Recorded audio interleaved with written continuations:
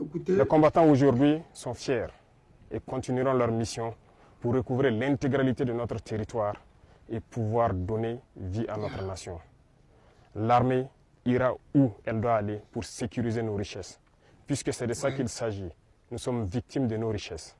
Ces richesses que les impérialistes veulent, ça, coûte que coûte, reprendre en main et nous maintenir dans notre esclavage. Nous allons les sécuriser. Et dès à présent, tous les groupements sont instruits de reprendre les opérations de manière active. Au sol comme dans les airs, nous allons traquer ces ennemis de la nation jusqu'à leur dernier retranchement. Plusieurs opérations ont d'ores et déjà commencé et vont s'intensifier. Tous ceux qui rêvent de voir le Burkina Faso à genoux pour espérer nous ramener dans l'esclavage doivent comprendre qu'ils ont échoué. Le cas échéant, combattez-les jusqu'au dernier.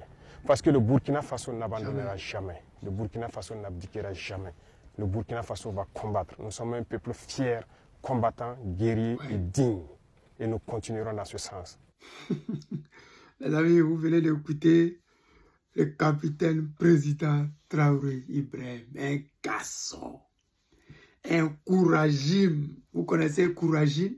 C'est celui qui a bu un médicament de courage. Celui qui dit non à Macron. Celui qui dit aux Occidentaux, quittez mon pays, pour ne pas dire aux Français, dégagez de mon pays. C'est ça qui est la vérité. Ils veulent nous maintenir dans l'esclavage.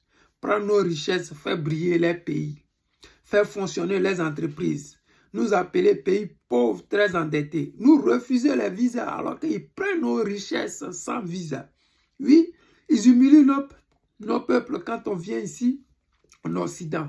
Aujourd'hui, nous avons des dirigeants capables de tenir la dragée haute. Oui, nous avons des dirigeants qui font la fierté du continent africain.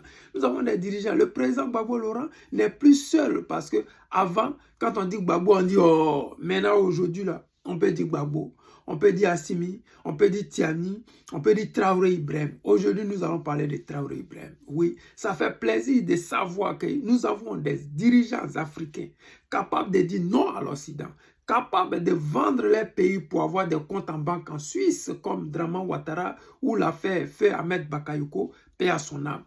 Aujourd'hui, nous avons des dirigeants qui acceptent de vivre dans les pays, de passer des vacances dans les pays, comme sous la gouvernance du président Laurent Gbagbo qui était mis sous sanction, embargo de partout pour l'empêcher de diriger. C'est la même chose qui se passe aujourd'hui avec le Mali, le Burkina et le Niger, l'AES en général. Ils veulent forcément que ces pays-là restent dans le sous-développement. Des pays comme le Niger qui n'ont pas du tout d'électricité. Comment comprendre? Des voies où on extrait l'uranium, il n'y a même pas de routes, il n'y a pas d'électricité. Alors que dans des forêts ici en Occident, il y a l'électricité partout. J'ai dit dans des forêts, dans des endroits, dans des parcs où personne n'habite, il y a de la lumière. Dans des pays, dans des grandes villes comme la Côte d'Ivoire, le Mali, le Niger, consomment l'électricité est à peine accessible à la population. Nous avons ces dirigeants-là et c'est nos fiertés, nous, notre génération. On est fiers de savoir qu'à notre époque, nous avons eu des dirigeants comme ces dirigeants, Traoré Ibrahim et consorts. Nous sommes fiers d'être Ivoiriens parce que nous avons le président Gbagbo Laurent qui représente ce combat de liberté-là. Aujourd'hui, nous sommes fiers du capitaine. Et quand il le dit, nous allons le combattre jusqu'à dans les chiottes. C'est la même chose qu'avait dit Vladimir Poutine à l'époque avec les terreaux. Quand vous avez des dirigeants qui veulent venir en aide à leur peuple, vous allez voir toujours ces sorciers-là venir les combattre. Avant que la Russie soit ce qu'elle est, elle a vécu le terreau à tous les niveaux. Oui, les dirigeants russes qui avaient des comptes en banque en Suisse. Aujourd'hui, tout ça, c'est derrière les Russes. Aujourd'hui, un Russe, quand il naît, il a droit à une maison. Nous sommes encore une nation très jeune. Nous avons nos ressources qui peuvent nous apporter plus que la normale. Chaque Ivoirien, chaque Burkinabé, chaque Malien devra avoir un toit où dormir parce que nos richesses nous permettent ça. Si aujourd'hui, en Norvège, un Norvégien a droit à une maison, un Qatari a droit à une maison, pourquoi est-ce qu'un Burkinabé ne peut pas avoir droit à une maison? Un Burkinabé, il a plus qu'un Qatari. Au Qatar, il y a quoi? C'est le désert seulement. Au Qatar, là, le blé ne pousse pas, le maïs ne pousse pas. À part le pétrole qu'ils ont, à part les dromadaires, ils n'ont rien.